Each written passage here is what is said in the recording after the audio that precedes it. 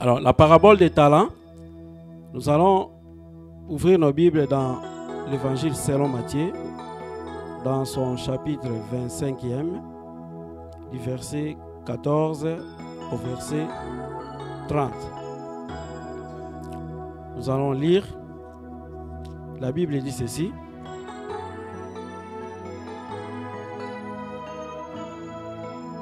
Oh, merci. Il en sera comme d'un homme qui, partant pour un voyage, appela ses serviteurs et leur remit ses biens. Il donna 5 talents à l'un, 2 à l'autre, et un au troisième, à chacun selon sa capacité. Et il partit. Aussitôt, celui qui avait reçu les 5 talents s'en alla, les fit valoir et il gagna 5 autres talents. De même, celui qui avait reçu les 2 talents en gagna 2 autres. Celui qui n'avait reçu qu'un alla faire un creux dans la terre et cacha l'argent de son maître. Longtemps après, le maître de ses serviteurs revint et leur fit rendre compte. Celui qui avait reçu les 5 talents s'approcha en apportant 5 autres talents et dit: Seigneur, tu m'as remis 5 talents, voici j'en ai gagné 5 autres. Son maître lui dit: c'est bien, bon et fidèle serviteur, tu as été fidèle en peu de choses, je te confierai beaucoup. Entre dans la joie de ton maître. Celui qui y en avait reçu les 2 talents s'approcha aussi et dit: Seigneur, tu m'as remis 2 talents, voici j'en ai gagné 2 autres. Son maître lui dit: c'est bien, bon et fidèle serviteur, tu as été fidèle en peu de choses, je te confierai beaucoup. Entre dans la joie de ton maître. Celui qui n'avait reçu qu'un talent s'approcha ensuite et lui dit: Seigneur, je savais que tu es un homme dur, qui moissonne où tu n'as pas sémé, qui a amassé où tu n'as pas vanné. J'ai eu peur et je suis allé cacher ton talent dans la terre. Voici, prends ce qui est à toi. Son maître lui répondit: serviteur méchant et paresseux, tu savais que je moissonne où je n'ai pas sémé, et que j'amasse où je n'ai pas vanné. Il te fallait donc remettre mon argent au banquier, et à mon retour, j'aurais retiré ce qui est à moi avec intérêt. Ôtez donc les talents et donnez-les à celui qui a les 10 talents. Car on donnera à celui qui a, et il sera dans l'abondance. Mais à celui qui n'a pas, on ôtera même ce qu'il a. Et les serviteurs inutiles, jetez-les dans les ténèbres au dehors, où il y aura des pleurs et des grincements des dents. Amen. Alors, c'est ça l'histoire. Il s'agit d'un maître, un riche. On dit que probablement c'est un commerçant. Probablement. Parce que vraiment, il savait jouer sur l'intérêt. Lui, il cherchait l'intérêt. C'est un commerçant probablement. Alors, il s'en va. Il confie ses biens à ses serviteurs. Et probablement, c'était tous ses biens. Probablement. La Bible n'a pas insisté là-dessus, mais probablement, c'était tout ce qu'il avait. Parce que c'est un commerçant. Donc, pour lui, je m'en vais pour que ce que je laisse là, quand je reviens, je trouve de l'intérêt là-dessus. En tout cas, c'est un commerçant. Amen. Alors, il distribue. Mais on insiste. Parce que cette distribution, quand vous regardez, la distribution a été inéquitable. Parce qu'il donne 5. À l'autre, il donne 2. Et au dernier, il donne 1. Donc, il en avait 8. Mais pourquoi il doit distribuer de manière aussi inéquitable? La réponse se trouve déjà là. Parce que la Bible dit à chacun selon sa capacité. Donc, le maître connaissait bien ses serviteurs.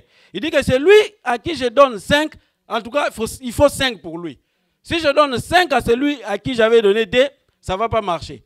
Si je donne 5 à celui à qui j'avais donné 1, ça ne va pas marcher. Donc, il les connaissait très bien. Il connaissait ses serviteurs, il connaissait leurs capacités. Alors, il va distribuer les talents à chacun selon sa capacité. Et puis, il s'en va. Mais avant de continuer, parlons un peu des paraboles. Je vais donner une petite introduction sur la parabole. En fait, c'est quoi la parabole? Nous devons d'abord comprendre que l'enseignement fondamental de Jésus se fonde sur l'annonce de la venue de son royaume. Parce que vous verrez que tous les messages de Jésus, en tout cas tous les messages ont été basés sur l'annonce de sa venue. Et Jésus a beaucoup enseigné par les paraboles. Raison pour laquelle les paraboles, on les appelle aussi, c'est toutes ces paraboles qu'il y a dans la Bible, on les appelle aussi les paraboles du royaume de Dieu. Parce que si vous remarquez toutes les paraboles presque dans la Bible, vous remarquerez que ça commence toujours par cette formule, le royaume de Dieu est aussi semblable à. Le royaume de Dieu est semblable à. Le royaume de Dieu est semblable à. Donc ces paraboles-là, on les appelle aussi les paraboles du royaume de Dieu. Parce que tout ce qu'il y avait dedans, c'est l'annonce de la venue, de son retour. Alors, c'est quoi la parabole au fait? Le mot grec qu'on utilise, qu'on a traduit par parabole aujourd'hui, ce mot-là, ça veut dire simplement comparaison. C'est-à-dire mettre l'un à côté de l'autre. C'est-à-dire qu'on cherche par la parabole, on cherche à expliquer une chose connue, une chose inconnue par une autre chose connue. Amen. C'est ça la parabole. Donc la parabole veut dire seulement comparaison. Quand on parle de parabole, on est en train de comparer. On se sert d'un exemple pour essayer de comprendre une inconnue par quelque chose qui est déjà connu. Afin que par ce qui est connu, on puisse tirer les leçons ou on puisse comprendre ce qui est inconnu.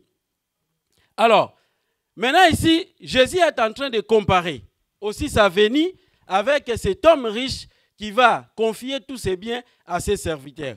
Alors, cette parabole ici, en principe, elle comprend trois parties. La première partie, c'est le départ du maître.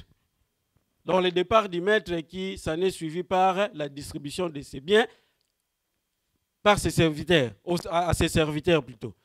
Donc, ça, c'est la première partie de la parabole. Donc, j'ai dit la première partie de la parabole, c'est le départ du maître qui s'en est suivi par la distribution de ses biens à ses serviteurs. La deuxième partie de la parabole, c'est l'absence du maître et puis le comportement des serviteurs pendant son absence. Vous me suivez? La deuxième partie, je disais que c'est l'absence ou le départ ou l'absence du maître et le comportement des serviteurs pendant l'absence de leur maître. Et la troisième partie maintenant, c'est le compte rendu. Le maître revient, maintenant chacun va rendre ses comptes par rapport à son comportement et le comportement qu'il a affiché pendant l'absence du maître. C'est ça les trois parties de cette parabole. Alors, je disais que le maître va distribuer ses biens, tous ses biens probablement, tout ce qu'il avait. Mais pendant que le maître n'était pas là, nous devons comprendre que pendant son absence, tout son cœur était resté là où il avait laissé ses biens. Parce que la Bible dit dans Matthieu chapitre 6, verset 21, là nous n'allons pas lire, que là où est ton trésor, là aussi sera ton cœur. Le maître qui s'en alla, il a distribué ses biens, comme je disais, que comme c'est un commerçant, il aimait vraiment les intérêts. Alors il est parti, mais tout son cœur était resté là où ses serviteurs étaient restés avec ses biens. Parce que tout son trésor était là. Donc malgré, je ne sais pas qu'est-ce qu'il faisait là-bas, peut-être qu'il était en vacances, mais à tout moment, il pensait à ses biens, à son trésor qu'il a laissé auprès de ses serviteurs. Alors nous devons comprendre aussi à partir de ce moment que Dieu qui nous a créés, nous qui sommes ses serviteurs, Dieu a son cœur sur nous. Pourquoi? Parce qu'il a déposé son trésor en nous. Il attend de nous quelque chose. Le maître est parti, mais tout son cœur était resté dans ce bien qu'il avait laissé auprès de ses serviteurs. Donc, chacun de nous doit se rendre compte. Tel que nous sommes là assis, nous devons nous rendre compte que Dieu a son cœur en moi par rapport au trésor qu'il a déposé en moi. Et il attend, qu'est-ce que je vais faire de ces trésors-là, de ces talents-là que Dieu a laissés en moi. Amen. Alors, le maître a confié, comme je disais, c'est bien, 5, 2 et 1. Alors, chacun de nous a certaines capacités. Tel que nous sommes là, nous avons des capacités qui sont différentes l'un de l'autre. Mais le problème n'est pas à envier ou à regarder l'autre, ce que l'autre a. Parce que lui, il prêche. Ah, lui, non, ça c'est leur problème parce qu'ils sont des prédicateurs. Non, il y a quelque chose que Dieu vous a donné. Si vous n'êtes pas prédicateur, mais il y a quelque chose. Si vous ne passez pas ici devant pour modérer, je ne sais pas faire quoi, mais il y a quelque chose. Il y a quelque chose. Ça peut paraître grand aux yeux des hommes, ou ça peut paraître petit, mais comprenez que Dieu vous a donné quelque chose par rapport à vos capacités. Par rapport à votre capacité, Dieu vous a donné quelque chose. Vous pouvez peut-être ne pas les remarquer, mais il y en a. Vous devez faire un effort de comprendre qu'est-ce que Dieu m'a donné par rapport à mes capacités pour que je mette ça au service de Dieu, je mette ça au service de l'église dans laquelle je suis en train de servir. Il y en a. Ne dites pas que moi je n'ai rien réussi. C'est le pasteur qui a tout réussi. Non. Le pasteur peut-être a réussi 5, ça va, mais toi tu as réussi 1. L'autre a réussi 2. Mais il y en a. Amen. Il y en a. Il faut chercher à découvrir. Si vous ne découvrez pas, allez demander, poser la question, pasteur, moi je ne comprends pas. Parce que comme c'est votre père spirituel, il va vous dire que non, il y a quelque chose. Parce qu'il vous connaît. Le pasteur connaît. Je vous dis. Il connaît les capacités aussi de tout un chacun. Il peut comprendre qu'ici, Liliane peut faire ça. Ici, Élisée peut faire ça. Ici, Jean peut faire ça. Il connaît. Si vous ne comprenez pas, allez poser la question. Il va vous aider à découvrir les talents que vous avez pour l'œuvre de Dieu. Amen. Alors, chacun a ses capacités, comme je disais. Dieu a donné à chacun selon ses capacités. La mesure peut ne pas être égale. La mesure peut ne pas être proportionnelle. Mais vous devez comprendre que vous avez réussi quelque chose selon vos capacités. Alors maintenant, quand le maître est parti, donc la deuxième partie de notre parabole, pendant son absence, les serviteurs ont travaillé. Les 2 premiers ont travaillé. Celui qui avait réussi 5 talents, il travaillait, il gagnait 5. Celui qui en avait réussi 2, il travaillait, il en gagnait 2 autres. Et celui qui n'avait réussi qu'un, il n'a rien gagné, il va faire un creux, il cache. Maintenant, le maître revient. Alors, c'était maintenant l'heure du compte rendu. Le maître revient. Alors, je vous ai laissé mes talents. Qu'en avez-vous fait? Mais ce que j'ai remarqué, j'ai fait un petit calcul. C'est là où j'ai compris que ce maître, c'était un commerçant. J'ai fait un petit calcul. J'ai dit, mais au total, il a laissé 8 talents. Parce que 5, 2, 3, c'est 8. Mais quand il est revenu, il a trouvé combien qu'on a gagné. D'une façon globale, c'est 7 au total. Au-dessus de ces 8 là qu'il avait laissé. Donc j'ai fait mon petit calcul. J'ai trouvé qu'il a gagné un intérêt de 87,5%. C'est beaucoup. Amen. L'intérêt, c'était de 87,5%. Si vous voulez faire un peu de mathématiques avec ça, vous verrez que j'ai raison. 7 sur 8, c'est 87,5%. Le degré de bi. Pas mal du tout. Hein? Il faut considérer d'une manière globale, d'une manière générale. En tout cas, tu laisses 8, tu viens trouver 15. En tout cas, je crois qu'il devait être satisfait. Mais ces maîtres ne s'intéressent pas à l'intérêt général que les serviteurs ont gagné d'une manière générale, mais ils s'intéressent à l'œuvre de tout un chacun. Vous comprenez? Dieu qui est là ne s'intéresse pas à l'intérêt général, ne s'intéresse pas à dire, voilà, l'église Aiko, c'est vrai, elle était petite, mais maintenant, comme il y a tout, en tout cas, bon, tout le monde qui est là, je vais juste leur donner, non. Il s'intéresse à l'œuvre de tout et chacun, de manière individuelle. Si c'était de manière globale, en tout cas, là, il devait être satisfait quand même. 87,5% d'intérêt, il devait en être fier que mes serviteurs ont travaillé. Mais il s'intéresse à l'œuvre de tout et chacun. Celui qui avait gagné 5, celui à qui on avait laissé 5 talents, même s'il avait gagné 3 autres, au-dessus de 5, qu'on lui avait laissé, et que celui à qui on avait laissé un, s'il avait gagné même un autre, et que le maître avait trouvé même 14, même pas 15, même 14, il allait être content. Alors, pour dire, c'est ce que je viens de dire, que Dieu ne s'intéresse pas au travail global. Dieu ne va pas faire comparaître l'église Aïkor d'une manière générale, globale. Que le pasteur Caleb, toi tu vas te mettre devant les membres de l'église que j'avais laissé à ta direction, et c'est toi qui vas faire le compte rendu de tout le monde. Que voilà, mon Dieu, tu nous as donné le talent, voici l'œuvre que nous avons fait. Non, mais Dieu chacun va rendre compte de ce qu'il a reçu lui-même. Amen. Donc, ne vous frappez pas la poitrine. Au moins, non.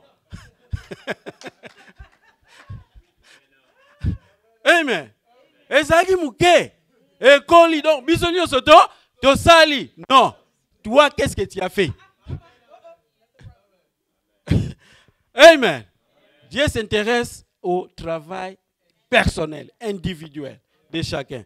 C'est pourquoi la Bible dit dans 2 Corinthiens, chapitre 5, verset 10, la Bible dit que car il nous faut tous comparaître devant le tribunal de Christ afin que chacun reçoive selon le bien ou le mal qu'il aura fait étant dans son corps.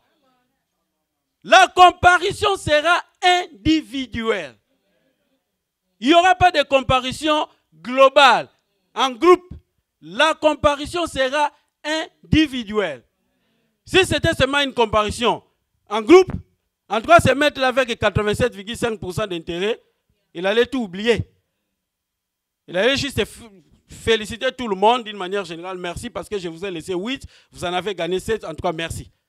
Mais il suit chacun, il pose la question à chacun selon ses propres œuvres. C'est pourquoi je vous dis que vous avez quelque chose. Vous devez chercher à comprendre et mettre ça au service de l'Église, mettre ça au service de Dieu lui-même. Parce que chacun de nous va comparaître individuellement. Le pasteur va comparaître pour lui. Le ministre Fortuné va comparaître pour lui. Vous comprenez? Ce n'est pas d'une manière générale. Si vous vous frappez la poitrine, vous vous poussez, vous disiez que l'Église a grandi, nous tous nous avons fait quelque chose. Attendez. Amen. Quand vous allez vous mettre debout devant lui-même, c'est là où vous aurez des problèmes. Alors, maintenant, remarquez, quand le maître pose la question, demande des comptes à ses serviteurs, vous remarquez que le discours du premier et du deuxième est identique. Identique. Et la rétribution aussi est identique. Parce que c'est lui qui a reçu 5, il dit que tu m'as donné 5, j'en ai gagné 5 autres. Le maître dit, bon et fidèle serviteur, entre dans le royaume de ton maître. Celui qui a reçu des Seigneur, tu m'as donné 2, j'en ai gagné 2 autres. Il dit, bon et fidèle serviteur, entre dans la joie de ton maître. Pas de différence. C'est-à-dire que le problème, ce n'est pas la grandeur, la physique que nous voyons. Ce n'est pas parce qu'il prêche à la télé, il a des chaînes de télévision, il a des églises partout. La grandeur ne dépend pas de ce que nous voyons. Mais la grandeur auprès de Dieu dépend de la fidélité avec laquelle vous remplissez ce que vous avez là. Vous comprenez? Celui qui a... Le Seigneur n'a pas dit, voilà, comme toi tu as gagné beaucoup, tu as gagné 5, toi tu prends cette grande part aussi. Toi, j'avais laissé seulement 2. Tu prends aussi la part qui te convient parce que tu as gagné seulement 2. Non. Tous les deux, leur discours était identique. Et ceux qu'ils ont gagné auprès de leur maître étaient aussi identiques. Pourquoi? Parce que le Seigneur a donné à chacun selon ses capacités. Alors, il ne devait pas être aussi injuste dans le jugement. Parce que chacun a travaillé selon ses capacités. Grand serviteur de Dieu. Grand serviteur. Grand par rapport à qui? C'est un grand serviteur de Dieu. Grand par rapport à qui et par rapport à quoi? grand, c'est la fidélité. Vous savez, quand nous étions au Congo, il y avait une histoire dans une église.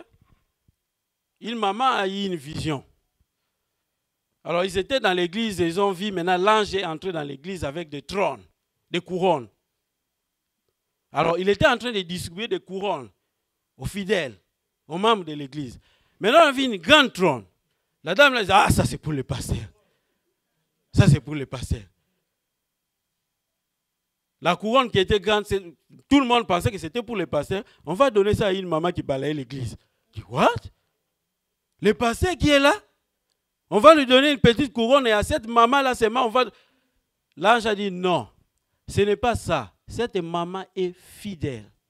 Chaque jour, cette maman, avant le début de quitte, elle arrive toujours à temps, elle balaye l'église, elle arrange les chaises, elle les fait fidèlement. C'est pourquoi j'ai dit que ne vous confiez pas à ces histoires de grands. Vous êtes grand par rapport à votre fidélité. La grandeur de l'homme, parfois, ce n'est pas ce que Dieu pense aussi. C'est pourquoi la Bible dit que mes pensées ne sont pas vos pensées. Mes voix ne sont pas vos voix. Autant les cieux sont élevés au-dessus de la terre, autant mes pensées sont élevées au-dessus de vos pensées et mes voix au-dessus de vos voix. Il y a mon pasteur à Kinshasa qui me fait souvent rire. Quand je l'appelle un pasteur, bonne église, il me répond toujours, Nami sous ça va.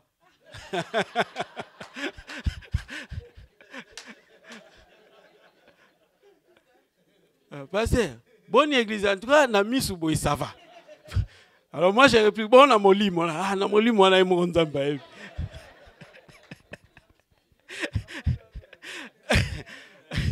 Amen. Donc je dis que la grandeur, ce n'est pas ce que nous voyons là. Les grands serviteurs, ce n'est pas ce que vous pensez là. Ce n'est pas parce qu'il y a ça, non. Vous êtes grand par rapport à votre fidélité. À la fidélité avec laquelle vous remplissez l'œuvre. Vous utilisez les talents que Dieu vous a donnés. C'est pourquoi vous voyez, la première comparaison et la deuxième identique. Malgré celui-là 5, celui-là 2, identique. Pareil. Mais troisième, fainéant. Celui-là va venir maître. Tu sais, moi j'ai eu peur. Il commence à s'expliquer. Il commence par des explications. Vraiment, j'ai eu peur. Et il qualifie même son maître de voleur. Parce que qui moissonne là où on n'a pas semé? Si ce n'est pas les voleurs. Donc, directement, il qualifie son maître de voleur. Mais c'est ça, c'est clair. Qui moissonne là où on n'a pas semé? Si ce n'est pas un voleur. Donc, en d'autres termes, maître, moi, je sais que tu es un voleur. Tu aimes l'argent. Alors, le maître va aussi dire, comme tu sais que moi, je suis voleur, il fallait mettre mon argent à la banque. Il est insolent. C'est comme ça. Ceux qui ne veulent pas travailler, souvent, ils ont des langages insolents.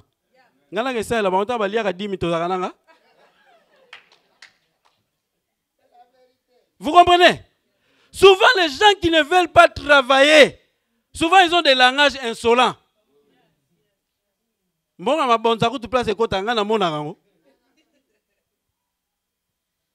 Il est passé à film de la Amen. Insolence. Tu moissonnes là où tu n'as pas semé. Voleur. Il commence à donner des explications. Alors, il est jugé par rapport à ses propres propos. C'est lui-même qui a prononcé son jugement. Comment tu vas qualifier ton maître de voleur? Hein? Je ne sais pas s'il n'était pas insolent. Bon, je ne sais pas, peut-être qu'on aurait pu avoir pitié de lui. Peut-être. Mais c'est lui-même qui donne son propre jugement. Lisons ça un peu. Lisons un peu son insolence. Ah. Amen. Allons un peu dans la comparaison là. Voilà. Merci. J'ai eu peur. Je suis allé cacher ton talent dans la terre. Voici, prends ce qui est à toi. Non, allez un peu, revenez sur 24. Je crois que c'est là où il a manifesté son insolence. 24. Voilà. Celui qui n'avait reçu 15 talents s'approcha ensuite et dit, Seigneur, je savais que tu es un homme dur. Regardez un peu. Je savais que tu es un homme dur. Qui moissonne où tu n'as pas semé, donc voleur. Et qui amasse où tu n'as pas vanné, voleur. Son maître lui dit, c'est bien. Non. 27. 25. Ah. 25. Voilà. Non, 26. Son maître lui répondit, serviteur méchant et paresseux, tu savais que je moissonne où je n'ai pas semé. Donc, tu savais que moi je suis voleur. Et que j'amasse où je n'ai pas vanné, voleur. Mais comme je suis voleur, tu aurais pu déposer mon argent à la banque. J'allais gagner quelque chose. Bon, toi, tu sais que je suis voleur. Moi, j'aime l'argent. Parce que le maître aime l'argent. C'est pourquoi je dis qu'en tout cas, c'est un commerçant. C'est un capitaliste. Il dit que toi, tu sais que j'aime l'argent. Toi, tu sais que je suis voleur. Mais c'est la moindre des choses que tu pouvais faire. Parce qu'en français, on dit entre les deux mots, on choisit les moindres. Alors, la moindre des choses que tu pouvais faire, c'est d'aller déposer mon argent à la banque au lieu d'aller creuser un trou pour aller cacher ça. Mettez dans la banque. Comme ça, j'allais gagner, même si je n'allais pas prendre 100%, mais j'allais gagner quelque chose là-dessus. Bon, moi, je suis voleur, tu prends mon argent, tu vas cacher. Alors, je vais te montrer vraiment que je suis voleur. Prenez, jetez-les. Amen. Il a lui-même prononcé son propre jugement.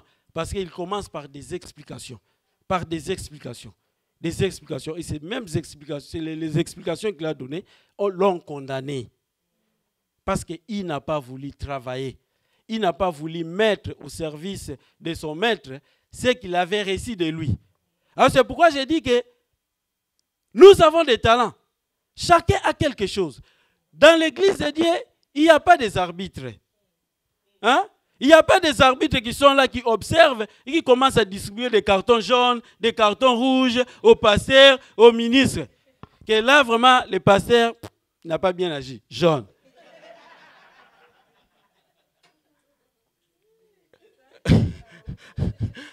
Amen.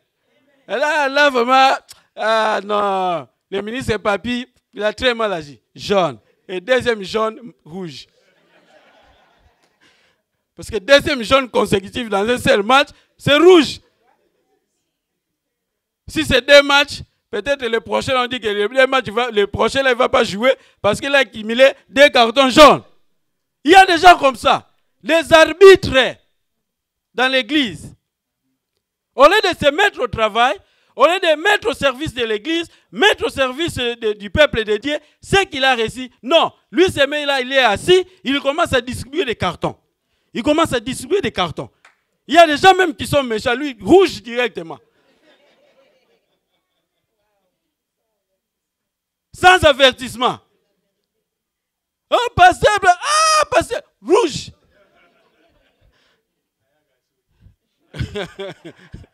Amen. Il n'y a pas d'arbitre dans l'église. Il n'y a que des joueurs. L'arbitre, c'est lui-même Dieu. Il n'y a que des joueurs. Considérons-nous tous comme des joueurs. Entrons dans les jeux. Jouons. Amen. Peu importe, prédicateur. Je ne suis pas prédicateur. Lui est modérateur. Je ne suis pas modérateur. Choriste. Moi, je ne suis pas choriste. Trouve ce que tu as. Même ton intelligence. Tu peux la mettre au service de l'église. Tu peux la mettre au service de Dieu. Tu as appris quelque chose. Tu as appris, je ne sais pas moi, à concevoir les databases, les histoires comme ça. Tu peux proposer même quelque chose. Il dit, pasteur, comme je connais je peux faire les designs de databases, alors voilà ce que je propose. Parce qu'il y a ceci, on peut faire ceci, comme ça à partir des databases, on peut traquer qui a fait ceci, qui a donné... des histoires comme ça, par exemple. Même l'intelligence que tu as, tu peux trouver quelque chose à faire dans ton église. Pour l'avancement, pour l'évolution de l'œuvre de Dieu, l'avancement de l'œuvre de Dieu. Les arbitres. En tout cas, si vous avez été arbitre, cessez d'être arbitre. Cessez d'être arbitre. Il n'y a pas d'arbitre dans l'église de Dieu. Chacun va comparaître selon les talents qu'il a reçus et la fidélité avec laquelle il a rempli l'œuvre de Dieu. Chacun va comparaître de manière individuelle. Amen.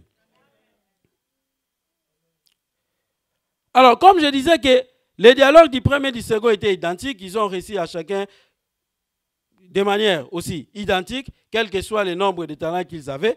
Mais le troisième, son dialogue était, il y a un dialogue de condamnation qui qualifie même son maître de voleur, comme je disais, parce que lui qui moissonne là où il n'a pas semé, en tout cas c'est automatiquement un voleur. Alors la Bible dit on ne se moque pas de Dieu. On ne se moque pas de Dieu. Parce que chacun va recevoir selon les biens ou les mal qu'il aura fait. Luc chapitre 16, verset 10. Luc chapitre 16, verset 10, la Bible dit, celui qui est fidèle dans les moindres choses, l'est aussi dans les grandes. Et celui qui est injuste dans les moindres choses, l'est aussi dans les grandes. C'est pourquoi j'insiste que ce qui compte, c'est la fidélité. Parce que si vous êtes fidèle dans les petites choses, vous le serez aussi dans les grandes. Mais vous n'êtes pas fidèle dans les petits. Comment vous allez recevoir les grands? Parce qu'il y a des gens comme ça. Moi, vraiment, si j'étais à la place du ministre Papi, c'est là vraiment où j'allais faire valoir mon talent. Ah, mais lui ne prêche pas bien. Si moi, je prêchais à sa place, commence d'abord à être fidèle dans les petites choses que toi tu considères petit. Je n'appelle même pas petit, mais c'est que toi tu considères petit, commence d'abord à être fidèle dans cela. Et c'est à partir de la fidélité dans les petites choses que tu seras élevé et qu'on va te confier des grandes. Mais si avec les petites tu n'es pas fidèle, alors qui va te confier les grandes? C'est pourquoi aujourd'hui, vous voyez nos pays là-bas en Afrique, les gens souffrent comme ça parce qu'il y a quelqu'un qui va, comme ça, qui va directement président de la République, qui n'a jamais géré même un quartier. Président de la République. Je ne parle pas de qui que ce soit parce que je ne vais pas parler de la politique ici. Mais si je commence à citer le nom, voilà, il est de cela, de cela. Non. Mais d'une manière générale, tout le monde doit être préparé à quelque chose. Même être président de la République. En tout cas, si on est passé par quelque chose, on sait gérer même une école. On sait gérer même... En tout cas, on est fidèle dans les petits, on peut être fidèle dans les grands. Mais quelqu'un qui n'a jamais géré même, je ne sais pas, même président de la République. On voit les résultats. Amen. La fidélité. La fidélité. Et la Bible dit que lorsqu'ils ont comparé, on a dit, voilà son jugement, on a dit, ôtez-lui ce qu'il a et donnez à celui qui en a 5. Parce que la Bible dit, à celui qui n'a pas, on ôtera même ce qu'il a. L'épée là que vous avez, si vous ne mettez pas au service de Dieu, au service de l'Église, on va vous arracher ça. On va vous retirer ça. Et on donnera encore à celui qui a, et il sera encore dans l'abondance. Quelque part même dans la Bible, on dit qu'on donnera une mesure serrée, secouée. J'aime ça. Une mesure serrée, secouée. Vous connaissez les mbadi à foufou, non? Les mbadi à foufou, on peut mettre ça debout comme ça. Pourquoi? Parce que quand on charge ça, c'est serré, on secoue, on met les biquettes là, on secoue. C'est la mesure que vous allez recevoir. On va secouer. Parce que si on ne secouait pas, les mbadi à foufou là, si on met comme ça, ça va tomber. Parce qu'il y a des vides. Mais quand on secoue, on serre, on met, c'est la Messie qui va vous revenir. Amen. Il faut travailler. Cherchez les talents. Cherchez à découvrir ce que Dieu vous a donné. Mettez ça au service de l'Église. Mettez ça au service de Dieu, vous serez bénis. Cessez d'être arbitre. On n'a pas besoin d'arbitre dans l'Église. On ne se moque pas de Dieu. Galates 6, versets 7 à 8. Nous sommes à la fin. Galates 6, versets 7 à 8. Ne vous y trompez pas. On ne se moque pas de Dieu. Ce qu'un homme aura sémé, il le moissonnera aussi. Si vous sémez la paresse, vous moissonnerez la paresse. Si vous sémez l'arbitrage, vous moissonnerez l'arbitrage. Vous savez que la Bible dit « Errez les miséricordieux car ils obtiendront miséricorde ». Souvent, la mesure que nous voulons donner, la manière dont nous voulons juger les autres, c'est la même manière qu'on va nous juger aussi. Arbitre, arbitre, arbitre, arbitre. Lorsque vous aurez des soucis, des problèmes, il y aura aussi des arbitres contre vous. Vous comprenez? Travaillez pour votre Dieu. Travaillez pour votre Église. Et la fin de l'histoire, c'est Ecclésiaste, chapitre 11, verset 6. La Bible dit que dès le matin, sème ta semence. Et le soir, ne laisse pas reposer ta main, car tu ne sais point ce qui réussira. Ceci ou cela, si l'un et l'autre sont également bons. Il faut travailler en désordre. Dans l'œuvre de Dieu, il faut travailler en désordre. Le matin, tu sèmes. Tu ne sais pas si ça va donner, ça va. Toi, tu sèmes, sèmes. Comme Paul a dit, il y a des gens qui disaient, moi je suis pour Paul, moi je suis pour Barnabas, moi je suis pour Paul, moi je suis... Paul a dit ceci. Paul a sémé. Barnabas a arrosé. Mais Dieu a fait croître. De telle sorte que ce n'est ni celui qui sème, ni celui qui arrose qui est quelque chose, mais Dieu qui fait croître. Tout ce que nous avons à faire, c'est s'aimer, arroser. Celui qui peut s'aimer, sème. Celui qui peut arroser, arrose. Et maintenant, laissons la place à Dieu qui fait croître. Pour qu'à la fin, ni celui qui a sémé, ni celui qui a arrosé qui soit quelque chose, mais Dieu qui fait croître. Que le Seigneur bénisse.